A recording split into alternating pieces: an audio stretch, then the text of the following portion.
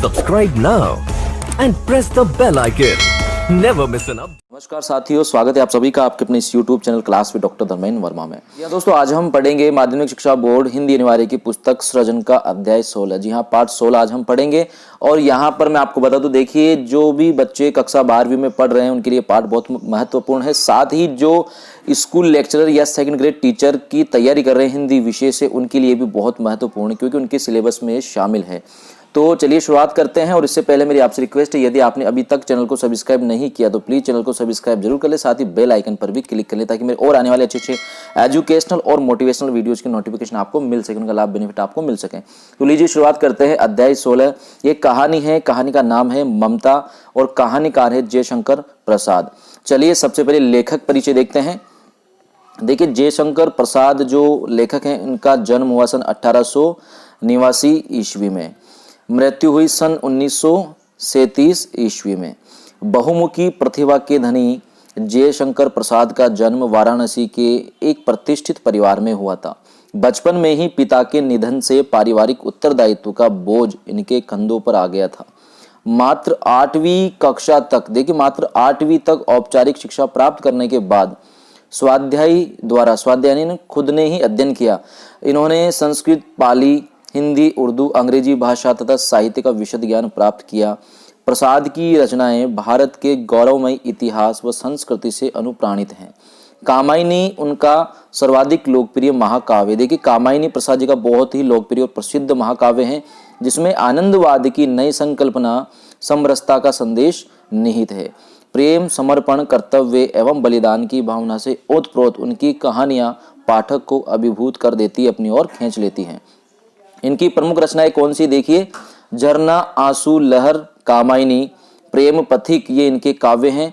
स्कंदगुप्त, चंद्रगुप्त, ध्रुव स्वामिनी, जन्मेजय का नागयज्ञ, राज्यश्री, अजातशत्रु, विशाख, एक घूंट, कामना, करुणालय, कल्याणी परिणय, अग्निमित्र, प्रायश्चित और सज्जन, ये इनके लिखे हुए नाटक हैं।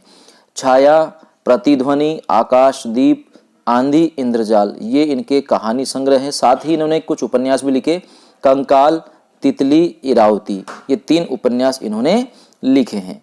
अब देखिए, अब हम पढ़ेंगे पाठ परिचय। लेखक परिचय हम पढ़ चुके, पाठ परिचय की पाठ में क्या दिया गया है, क्या पाठ की मूल भावना है। प्रस्तुत पुस्तक में संकलित कहानी ममता अपने कर्तव्य पथ से मुंह न मोड़ने वाली एक ऐसी स्त्री की कहानी है जिसने युद्ध में हारे हुमायूं को अपने घर में शरण देकर उसकी जान बचाई थी। हुमायूं उसका घर बनवाकर उपकार का ऋण चुकाना चाहता था। बरसों बाद अकबर के आदेश से एक अश्वारोही उस स्थान की सुध लेता है। ममता उस मुगल अश्वारोही को वह स्थान सौंपकर देह त्याग अनंत यात्रा पर चली जाती है। वहां एक अष्टकोण आकर्षक मंदिर बनाया गया, जिसके शिलालेख पर लिखा गया, सातों देश के नरेश हुमायूं ने एक दिन यहाँ विश्राम किया था। उनके पुत्र अकबर ने उनकी स्मृति में यह गगनचुंबी मंदिर बनाया, मगर ममता का कहीं भी नाम नहीं था। तो यह है पाठ का परिचय। अब चलिए शुरुआत करते हैं मूल पाठ की। कहानी का नाम है ममता। रोहतास दुर्ग के प्रकोष्ठ में बैठी हुई युवती ममता शोण के तीक्ष्ण गंभीर प्रवाह को देख रही थी। देखिए रोहतास दुर्ग के प्रकोष्ठ में युवती बैठी हुई है। ममता जो कहानी की मुख्य पात्र है, शोण के तीक्ष्ण गंभीर प्रभाव को देख रही है। शोण यहाँ पर नदी या नद, जो नदी है उसका नाम है। तो शोण के तीक्ष्ण गंभीर प्रभाव को वह देख रही है। ममता विधवा थी, ध्यान दीजिएगा, ममता विधवा थी। उसका यौवन शोण के समान ही उमड़ रहा था, यानी कि वह यौवन काल में थी, युवती थी, यौवन काल उसका चल रहा था। मन में वेदना, मस्तक में आंधी, आंखों में पानी की बरसात लिए वह सुख के कंटक शयन में विकल थी, व्याकुल थी। वह रोहतास दुर्गपति के मंत्री चूड़ामणि की अकेली दुहिता थी। ममता कौन थी? रोहतास का जो दुर्गपति था उसका जो मंत्री था चूड़ामणि, उसकी अकेली यानी कि एकमात्र दुहिता यानी पुत्री थी। एकमात्र पुत्री थी किसकी? मंत्री चूड़ामणि की। फिर उसके लिए कुछ अभाव होना असंभव था, परंतु वह विधवा थी। हिंदू विधवा संसार में सबसे तुच्छ निराश्रय प्राणी है, तब उसकी विडंबना का कहाँ अंत था। देखिए प्रश्न बन सकता है कि पाठ के अनुसार संसार में सबसे तुच्छ निराश्रय प्राणी कौन है, तो आप लिखेंगे हिंदू विधवा। हिंदू विधवा संसार में सबसे तुच्छ निराश्रय प्राणी है, तब उसकी विडंबना का कहाँ अंत था। चूड़ामणि ने चुपचाप उसके प्रकोष्ठ में प्रवेश किया। शोण के प्रवाह में, उसके कलनाद में अपना जीवन मिलाने में वह बेसुध थी। कौन? ममता। पिता का आना न जान सकी। चूड़ामणि व्यथित हो उठे, व्याकुल हो उठे। स्नेह पालिता पुत्री के लिए क्या करे, यह स्थिर न कर सकते थे। लौटकर बाहर चले गए। ऐसा प्राय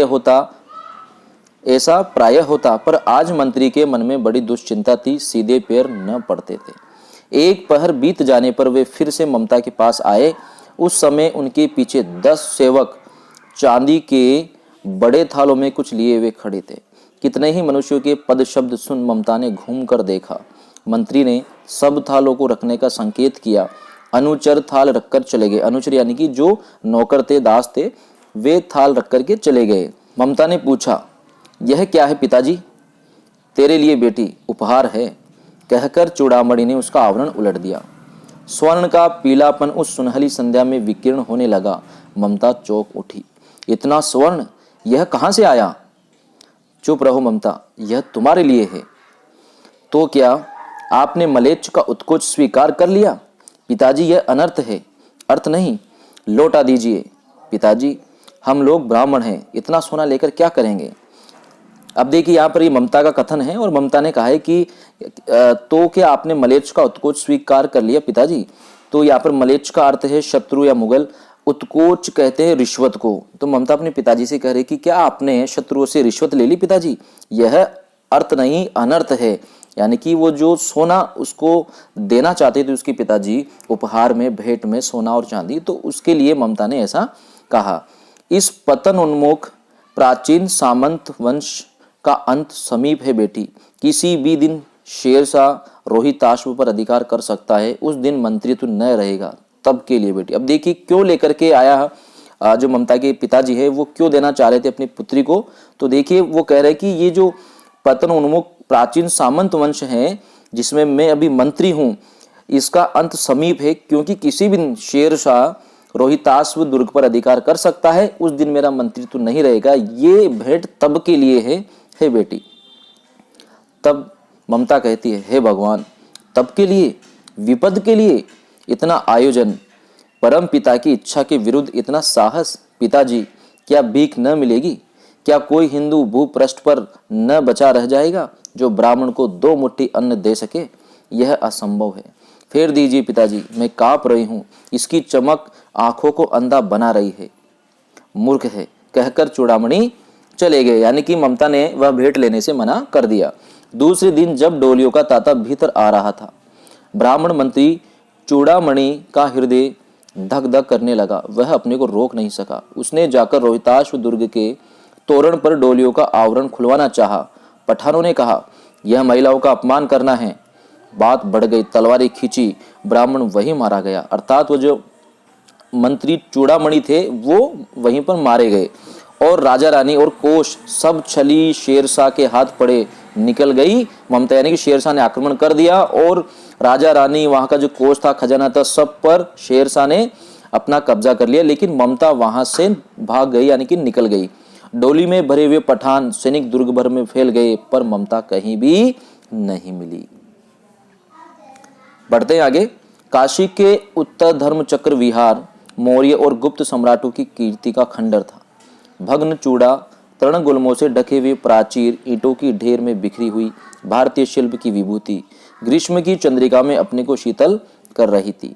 जहां पंचवर्गीय भिक्षु गौतम का उपदेश ग्रहण करने के लिए मिले थे, उसी स्तूप के भग्नावशेष की मलिन छाया में एक झोपड़ी के दीपालोक में एक स्त्री पाठ कर रही थी।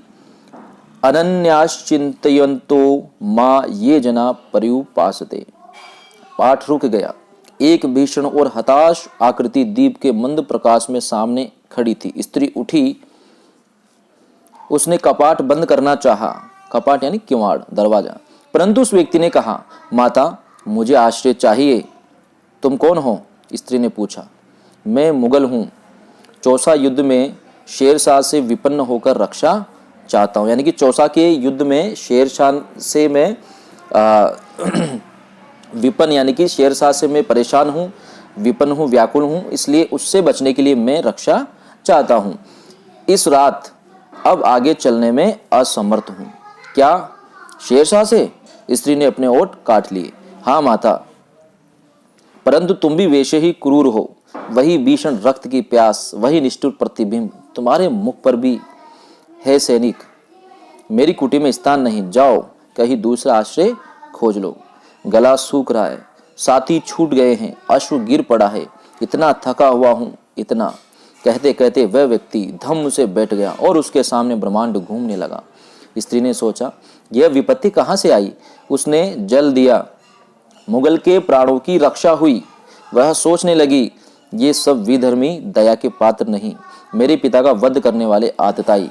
घृणा से उसका मन विरक्त हो गया। अब देखिए ममता का जो मन है वो घृणा से विरक्त क्यों हो गया, तो ये सारी बातें आप लिख सकते हैं कि ममता ने सोचा कि ये जो सभी है ये लोग विधर्मी हैं और ये दया के पात्र नहीं है, क्योंकि मेरे पिता का वध करने वाले आतताई है।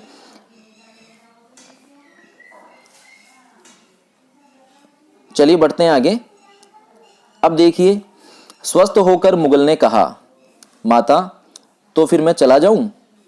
स्त्री विचार कर रही थी, मैं ब्राह्मणी हूं, मुझे तो अपने धर्म अतिदेव की उपासना का पालन करना चाहिए, परंतु यहाँ नहीं, ये सब विधर्मी दया के पात्र नहीं। परंतु यह दया तो नहीं, कर्तव्य करना है। तब मुगल अपनी तलवार टेक कर खड़ा हुआ। ममता ने कहा, क्या आश्चर्य है कि तुम भी छल करो? ठहरो, छल नहीं, तब नहीं। स्त्री, जाता हूं। तैमूर का वंशधर स्त्री से छल करेगा? जाता हूं, भाग्य का खेल है। ये किसने कहा? ये उस मुगल ने कहा। ममता ने मन में कहा, यहाँ कौन दुर्ग है, यही झोपड़ी न, जो चाहे ले ले, मुझे तो अपना कर्तव्य करना पड़ेगा। वह बाहर चली आई और मुगल से बोली, जाओ भीतर। थके हुए भयभीत पथिक यानी राहगीर, तुम चाहे कोई हो, मैं तुम्हें आश्रय देती हूँ। मैं ब्राह्मण कुमारी हूँ, सब अपना धर्म छोड़ दे तो मैं भी क्यों छोड़ दूं? मुगल ने चंद्रमा के मंद प्रकाश में वह महिमामय मुखमंडल देखा। उसने मन ही मन नमस्कार किया। ममता पास की टूटी हुई दीवार में चली गई। भीतर थके पथिक ने झोपड़ी में विश्राम किया। प्रभात में खंडर की संधि से ममता ने देखा, यानी कि सुबह हो गई, तो ममता ने क्या देखा? सैकड़ों अश्वारोही उस प्रांत में घूम रहे थे, यानी कि सैकड़ों लोग घोड़े पर चढ़े हुए उस प्रांत में, उस क्षेत्र में घूम रहे थे। वह अपनी मूर्खता पर अपने आप को कोसने लगी। अब उस झोपड़ी से निकलकर उस पथिक ने कहा, मिर्जा मैं यहाँ हूँ। शब्द सुनते ही प्रसन्नता की चित्कार ध्वनि से वह प्रांत गूंज उठा। ममता और अधिक भयभीत हुई। पथिक ने कहा, वह स्त्री कहाँ है? उसे खोज निकालो। ममता छिपने के लिए अधिक सचेष्ट हुई, यानी कि और छिपने का प्रयास किया। वह मृगदाओं में चली गई, वह जाकर के छिप गई। दिन भर उसमें से नहीं निकली।